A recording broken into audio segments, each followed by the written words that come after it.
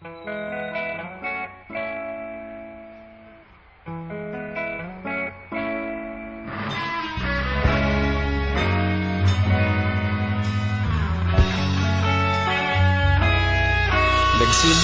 ang lahat sa eskwela, nagsama-samang 12, sa kalokohan at sa tuksuhan, hindi maawat sa isa't isa.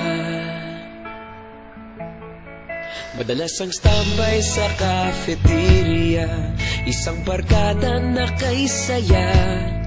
Laging may hawak-hawak na gitara, konting udyok lamang kakanta na. Kay simple lamang ng buhay nun, walang mabibigat na suliranin. Problema lamang laging kulang ang datong. Sana napunta ang panahon? Sana nga ba? Sana nga ba? Sana napunta ang panahon? Sana nga ba? Sana nga ba? Sana napunta ang panahon? Sa unang ligaw kayo'y magkasama, magkasabwat sa pambobola.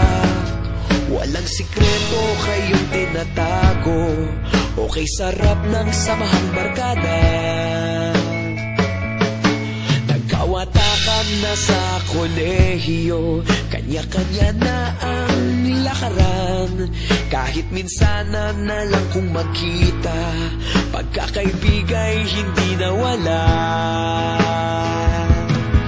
At kung saan na napadpad ang ilan, sa dating eskwela meron din naiwan.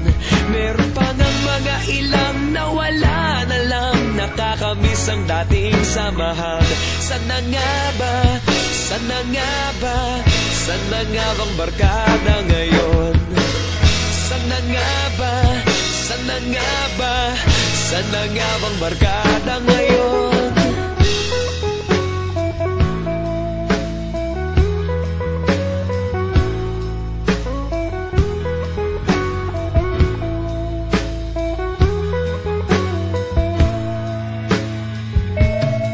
Ilang taon din ang nakalipas, wala pa sa aming tatay na nagsusumikap upang yumaman at kuminhawang kinabukasan.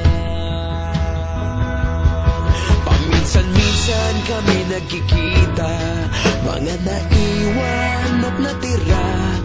At gaya nung araw namin sa eskwela, pag magkasama'y nagwawala.